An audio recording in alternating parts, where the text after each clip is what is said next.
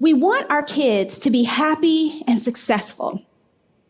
So our instinct is to shield them from hurt and disappointment. We worry about their self-esteem, so we praise them for everything. And we don't want them to fail, so we step in and take over.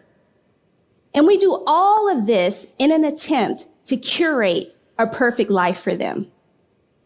But what we're really doing is raising kids who are afraid to take risks because they fear failure, kids who lack the confidence in their ability to figure things out, and then young people who are afraid to launch into adulthood. So I am convinced that as parents and caregivers, we are missing out on a great opportunity to raise kids who are resilient and can take hold of their future, kids who can step outside of their comfort zone and do amazing things.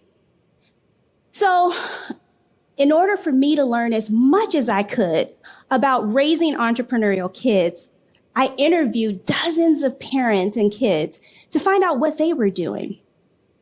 And so I want to share with you what I learned. And I want to share with you 5 strategies that I'm actually doing with my children. So number 1, don't give them an allowance. Instead, challenge them to start a business to earn their spending money. So this is my boys, and this is how one of the ways that they've earned money, their own spending money, is they make bracelets. And there is no better lesson around the value of $1 than when you have to work hard to earn each one of them. And through this process, our kids will learn confidence, financial literacy, public speaking, how to convince people. The next thing is make them pay for their wants. And so we actually started this quite early with our children. So when Silas was about 4 years old, I created Daddy Dollars. And the boys would earn Daddy Dollars for doing things such as chores, for exhibiting positive behavior, and for also reading books.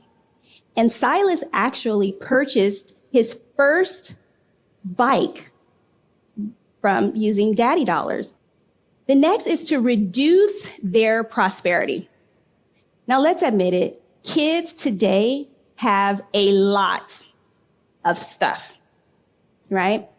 But when we choose a parenting style of overindulging our children by providing them with too much, too soon, for too long, with no effort on their part, what we do is actually raise young people who are self-centered and entitled.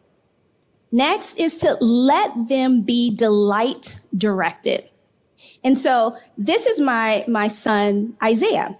His delight is drawing. And so he spends hours drawing and he seeks out classes to teach him how to draw.